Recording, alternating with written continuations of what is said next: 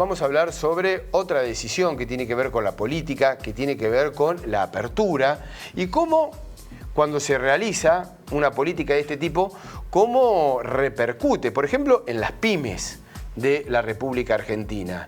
Bueno, se está hablando de un número realmente muy, pero muy importante en cuanto a lo negativo en la apertura y en la llegada de productos a la República Argentina. Federico Poli es el director ejecutivo del Observatorio PYME y está en contacto con nosotros. Hola Federico, ¿cómo va? Muy buenos días. Muy buenos días, ¿cómo están? ¿Qué tal? ¿Cómo le va? Gracias por atendernos. Bueno, cuéntenos un poco este avance de los productos importados, cómo afecta a las pymes de la Argentina. Lo primero que hay que decir es consecuencia de qué es el avance de los productos importados. Y yo ahí destacaría primero el marco macroeconómico, que como consecuencia no deseada del programa de estabilización, estamos atravesando un momento de un proceso de apreciación cambiaria. Y por otro lado, el gobierno tomó medidas de apertura de la economía y medidas también de promoción de importaciones. Quiero decir, hay no solo rebajas arancelarias, sino facilitación de la importación y rebajas impositivas que no se compadecen, digamos, que no tienen la contracara de esa misma facilitación para la producción local. Entonces esto pone en una situación de desventaja a la producción local frente a la importación, dado todos estos elementos que recién mencionaba. En un caso es cierto que sirve para tener acceso a insumos y a tecnología, pero también es cierto que esos insumos y los productos terminados compiten en mejores condiciones de competitividad con la producción local y la desplazan. Entonces ahí tenemos esta problemática, y bueno, y se ve que hubo, como nosotros hicimos a febrero la encuesta a 500 pymes, a 400 empresas del sector manufacturero, lo que aparece es que hay una importante cantidad de pymes que nos denuncian, digamos, comentan que hay un desplazamiento de la producción local por importaciones. ¿El rubro manufacturero es el que más sufre, por eso lo han relevado, o es muy heterogéneo? Bueno, en realidad nosotros, digamos, hacemos un seguimiento periódico de las manufacturas y del sector de software y servicios informáticos. Digo, esto lo hacemos históricamente, hace 30 años el observatorio viene haciendo eso. Obviamente, respondiendo a tu pregunta, sí, es el sector manufacturero el que sufre el desplazamiento de la producción local por importaciones. Y ahí te doy dos datos. Nosotros les preguntamos sobre cuáles son las empresas que se sienten amenazadas por importaciones. Sí. Y ahí el 40% de las empresas dicen que sienten una amenaza importadora. Y el 23% de las empresas nos dicen que durante el 2024 fueron desplazadas por, una parte fueron desplazados por productos importados. Y esto se da en un contexto de retracción de consumo interno, además, digamos, ¿no? Como para estar marcando la situación económica que se vive en el interior del país. Sí, niveles bajos de consumo, diría. En realidad la demanda en el último trimestre, lo que vimos es que hubo un fuerte aumento de las ventas. Lo que ocurre es que ahí durante todo el año hubo caída de las ventas y de la producción, pero mayor caída de la producción que de las ventas. ¿Por qué?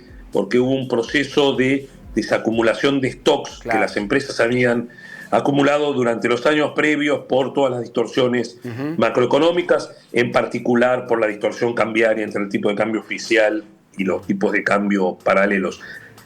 Entonces, esto se vio durante todo el año pasado. Ahora lo que tememos es que, estando al final este proceso de desacumulación de stock, lo que ocurra ahora es que la mayor demanda que hay sea tomada por importaciones, por todos los motivos que recién comentaba. Digo, Sí. Nosotros en el último informe relevamos todas las medidas de facilitación de las importaciones, diría de promoción de importaciones.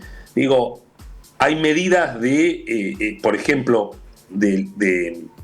se quitan muchas de las medidas sanitarias y fitosanitarias, de medidas de control de seguridad en las importaciones. Se quitaron los valores de referencia, que lo que hacían era, tomando precios internacionales, vos descomponías la producción de un bien y decías cuál es el precio mínimo al que puede entrar una mercadería sin estar subsidiada. Claro. Digamos, cuál es el costo de producción. Entonces, a partir de ahí, si entraban por debajo, era subfacturación y frenabas esas importaciones. Claro. Bueno, eso lo quitaron. Hoy Entonces, Federico, ¿y esto refleja en puestos de trabajo o aún no? Y esperemos que no. no, sí, ese es el dato más preocupante. El dato más preocupante es que el año pasado, cuando miramos el cierre del 2024, la caída del empleo en las pymes manufactureras fue del 6%. Fue la mayor caída, la segunda mayor caída, después de la caída del 2009, que fue la crisis financiera internacional, que había caído 7% interanual. Y el otro dato también que muestra que lo que ocurrió el año pasado, digamos, tiene dimensiones históricas, es que la caída de la producción también es la segunda mayor caída desde el 2015.